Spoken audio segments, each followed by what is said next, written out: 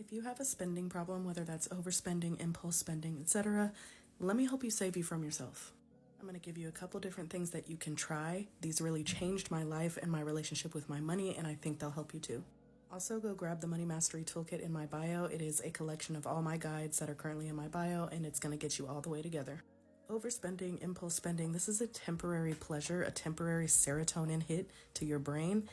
It is short term, and it actually makes you feel worse at the end, even though in the moment when you're impulse buying something, it feels good, and that's why you do it to begin with. But long term, you feel worse about yourself, you feel worse about your situation because you wish you wouldn't have done that thing 9 times out of 10. The first thing is that you need to figure out what is your why. Why do you want to stop overspending or impulse spending? Is it just because you want to have extra money? Is it because you want to gain some semblance of self-control? Is it because you can't get by anymore because you can't afford your life? Think about this and really pick a good one, write it down, and put it somewhere that you're going to see it all the time. You need to have a strong why in place so that when it gets hard, when you want to do things you know you shouldn't do, you can refer back to this why and it can help you get through. Number 2, implement a waiting period for yourself. This really helped me in the beginning. It still actually helps me now. So when you see something that you want to buy that you didn't have in your budget or you didn't plan to buy, make yourself wait a predetermined amount of time before you buy that thing. And a lot of times you're going to find out that you actually don't even want that thing. When you force yourself to pause and really think about it, you come back to your why and then you decide, okay, actually, this does not align with my goals and it does not align with what I want for myself. And you decide to forego that thing. But even if you still want that thing at the end of the time period, okay, get it.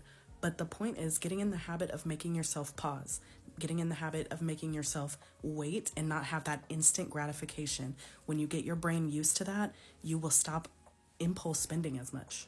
Whether your waiting period is 1 hour, a week, a month, that is completely up to you. And it doesn't matter what the waiting period is, okay? Like I said, it's just to get in the habit of forcing yourself to pause. Finally, number 3, cash stuffing. This is so good.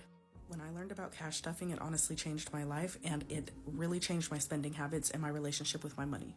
I did a video about this recently. Go check it out to get the full details, but you can do the envelope method for cash stuffing or you can do it digitally, whatever works best for your lifestyle and that you can stick to.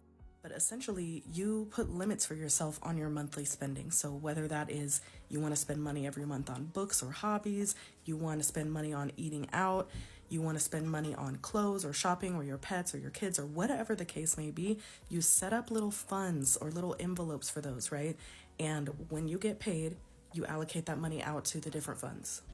Then until your next paycheck, the money that you have in that envelope or in that bank account or whichever way you're doing it, that's what you got. That's what you got to work with. This forces you to think before you spend because you only know you have a very limited amount to put towards whatever that is.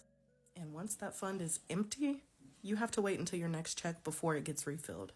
This can really put a check on your spending, your overspending and impulse spending, and it can change your relationship with your money to see how you're truly moving it around. If you're serious about doing better, trying something new, finding something that works for you, and getting your spending under control, let me know in the comments which of these you're going to try or if you're going to try all of them. As always, I'm here to support you. You got this, friend.